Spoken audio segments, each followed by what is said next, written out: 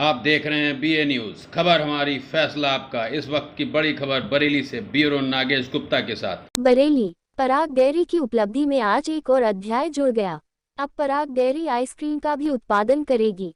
प्रदेश में बरेली की यह पहली इकाई होगी जहां आइसक्रीम का भी उत्पादन होगा।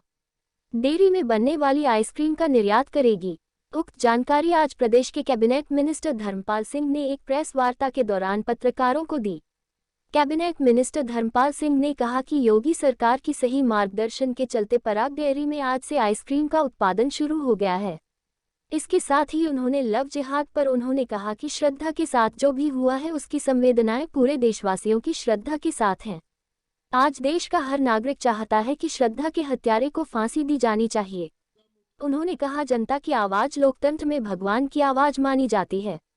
इसके साथ ही कैबिनेट मंत्री ने मदरसों के पंजीकरण के मामले में कहा जो मदरसे पंजीकृत नहीं है उन पर वैधानिक कार्यवाही की जाएगी। देवबंद मदरसे में जो भी मदरसा पंजीकृत नहीं होगा उसको कार्यवाही के तहत जोड़ा जाएगा। उन्होंने कहा कि उनकी कोशिश है कि प्रदेश में बच्चों को अच्छी शिक्षा दी जाए। मैनपुरी चुनाव को लेकर कैबिनेट मंत्री ने अखिलेश यादव और शिवपाल यादव दोनों एक साथ आ गए हैं पर तंज कसते हुए कहा कि इस जोड़ी का चुनाव के नतीजों पर किसी भी तरह का कोई फर्क नहीं पड़ेगा। आज हिंदू वोटरों के साथ साथ भारत में मुस्लिम वोटर भी भाजपा के साथ हैं।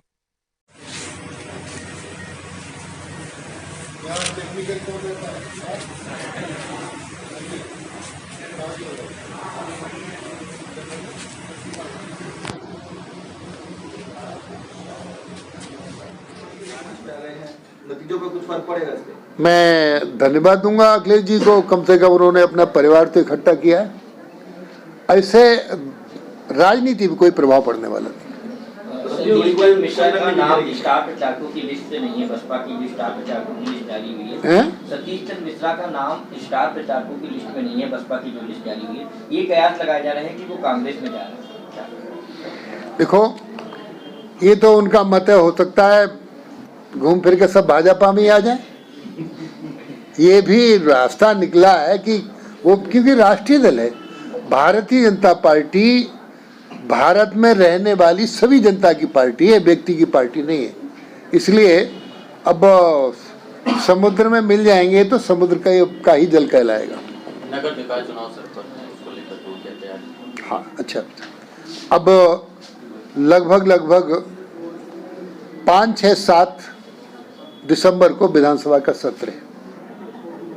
इसके बाद संभवतः आरक्षण और आचार संहिता ये सब जारी हो जाएगी। फिर भारतीय जनता पार्टी नगर निकाय के चुनाव में पूर्ण बहुमत के साथ विजय हासिल करेगी। मदरसों का सर्वे लगभग पूरा हो चुका है। अब सारी जो स्थिति थी वो साफ हो गई है। अब सरकार का अगला भारतीय जनता पार्टी की क्या स्थिति रहेगी? दीपक यादव भी चुनाव मैदान में है। देखिए, निश्चित रूप से कोई ना कोई चुनाव मैदान में होगा। सपा, बसपा, कांग्रेस ये राष्ट्रीय दल नहीं है, क्षेत्रीय दल है और इनका पारिवारिक दल है और पारिवारिक सोच है। अभी तक ये तीनों दल मुसलमानों को अपना वोट मानते थे। अब ये वोट मुसलमानों का इन तीनों दलों से छिटक रहा है। प्रमाण है, रामपुर में पसमादा समाज का बहुत बड़ा सम्मेलन हुआ, बरेली में पसमादा समाज का बहुत बड़ा सम्मेलन हुआ। महिलाएं भी इन्होंने भागीदारी की राजनीति के एक परिदृश्य पर। दूसरा, एक उदाहरण के तौर पर रामपुर की लोकसभा की सीट जीते हैं जो मुस्लिम बाहुल है। आजमगढ़ की लोकसभा की सीट जीते हैं जो मुस्लिम बाहुल है। ये प्रमाण है कि मुसलमानों का वोट अब भारतीय जनता पार्टी को प्रखरता से मिल रहा है। जो माननीय मोदी जी का नारा है, सबका साथ, सबका विकास, सबका विश्वास और सबका प्रयास, ये देश सबका है और सबके प्रयास से आगे बढ़ेगा। इसलिए भारतीय जनता पार्टी उपचुनाव में बहुमत के साथ, प्रचंड बहुमत के साथ विजय हासिल करेगी। फिर वो मदरसे की सीमा में नहीं आएंगे, वो मदरसा नहीं कहलाएंगे। विधिक कार्रवाई होगी। जो मदरसा की सीमा में नहीं है जो अपने को मदरसा में नहीं सम्मिलित करेंगे तो फिर वो विधिक कार्रवाई जो भी बनेगी वो की जाएगी। सरकार को खुलेआम चुनौती दे रहे हैं जैसे देवबंद जो है दारुल उलूम की, मैं वो साफ साफ कह रहे हैं हमारे जो मदरसे हैं आप कुछ नहीं कर सकते उनका, वो हम नहीं लेंगे मानता। मदरसा का जब वो नाम लेंगे तो फिर मदरसे के कानून मानने पड़ेंगे और मदरसा से अलग जाएंगे तो फिर कानून अलग लागू होंगे। विधि सम्मत प्रक्रिया से कोई चैलेंज नहीं कर सकता। कानून बनाया, कानून के दायरे को कोई चैलेंज करेगा तो कानून फिर अपना काम करेगा, कोई रियायत नहीं की जाएगी। मंत्री जी, क्या लंपी वायरस से दूध उत्पादन को असर पड़ा है? लंपी वायरस जो प्रभावित पशु हो गए उस पर कुछ प्रभावित तो पड़ा, लेकिन हाँ लंपी वायरस जो दूध है बॉयल करके पिए कोई नुकसान करने वाला नहीं है। जो एक भ्रांति फैला दी कि लंपी प्रभावित गाय जो दूध दे रही है उसका नहीं प्रयोग करना चाहिए, उस दूध से कोई नुकसान नहीं है, उसको बॉयल करके उबाल करके खौला के पिया जाएगा तो कोई हानिकारक नहीं होगा। जिन्होंने अफवाह फैलाई कि उनके खिलाफ कार्रवाई करेंगे? आप लोग तो ऐसी बातें करते रहते हैं। आज पराग डेयरी करेरी करगना बरेली में आप लोगों को इसलिए आमंत्रित किया है, उत्तर प्रदेश में पहला आइसक्रीम प्लांट का पहला केंद्र है जो आइसक्रीम बना रहा है और ये आइसक्रीम उत्तर प्रदेश की सभी पराग डेयरियों में यहाँ से आपूर्ति की जाएगी। दूसरा, दुग्ध उत्पादन में वृद्धि हो, किसान की आय दोगुनी हो, जैसे कि माननीय प्रधानमंत्री जी का निर्देश है कि किसान की आय दोगुनी हो। पहली बार डेयरी विश्व शिखर सम्मेलन उत्तर प्रदेश में योगी जी के आह्वान पर नोएडा में किया गया और उसमें हमने भाग लिया। हमने देखा दुनिया में भैंसें नहीं पाली जाती हैं, बहुत कम गाय ही पाली जाती हैं। अपने देश में ही भैंसें पाली जाती हैं। गाय के दूध में वृद्धि हो, इसके लिए हमने जो सेक्स सीमन का जो वैक्सीन जो क्या नाम सीमन 300 रुपये पर बाइल था, माननीय मुख्यमंत्री जी से अनुमति लेकर 200 रुपये कर दिया है। अब बछिया ही पैदा होगी इस सीमन से, ये बहुत बड़ा किसान को लाभ होगा।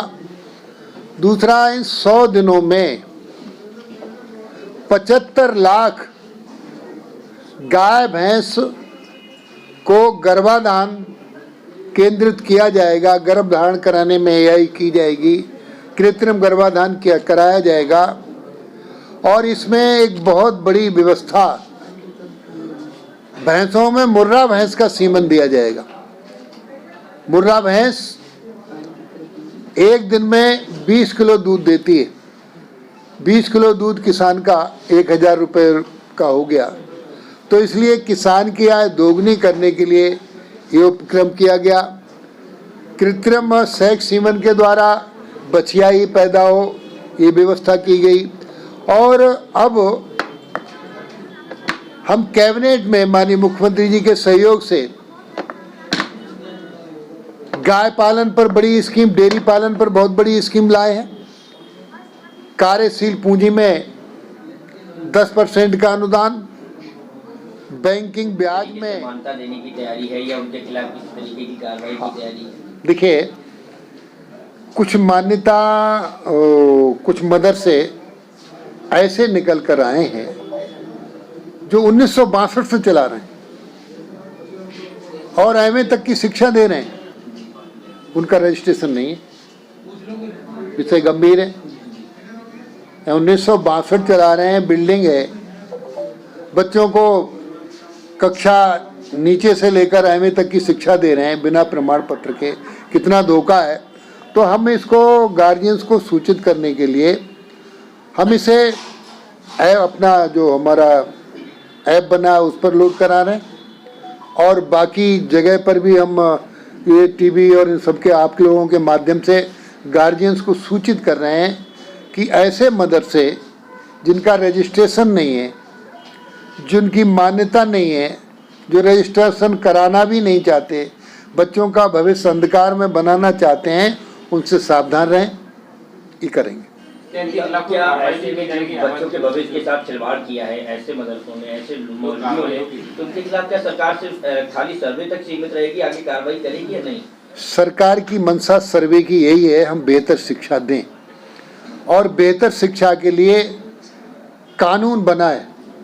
जो मदरसा की कानून में आएंगे उन्हें मदरसा की शिक्षा के नियम मानने पड़ेंगे, और जो मदरसा शिक्षा में नहीं आएंगे तो जाए उनके खिलाफ कार्रवाई भी होगी। तो ये जो मदरसे हैं में जो गैर मानता पाप मदरसे हैं जिनमें बच्चे पढ़ रहे थे, क्या अब इनको ये आप राय आपकी सरकार की ये होगी, सरकार की तरफ से अपील की ये बच्चे प्राइमरी स्कूलों में आए, सरकारी स्कूलों में आए, ताकि वहाँ पर अच्छी शिक्षा ले सके? देखिए, जो बच्चे मदरसों में पढ़ रहे हैं, अभी बदायूं से एक बालक मदरसा से भागा है, सच में वो मदरसा से भाग गया कि मैं मदरसे में नहीं पढ़ूंगा, इस शिक्षा को भाग के आया है। तो इस तरीके से बच्चों को अच्छी शिक्षा की व्यवस्था हम कर रहे हैं। मदरसा शिक्षा है, बेसिक शिक्षा है, इस सब के नियम है। मदरसा शिक्षा का भी नियम है, जो मदरसा शिक्षा के नियम को मानेगा उसको मदद की कानून के सम्मत कार्रवाई की जाएगी, मदद की जाएगी। जो इसको नहीं मानेगा उसके खिलाफ कार्रवाई की जाएगी।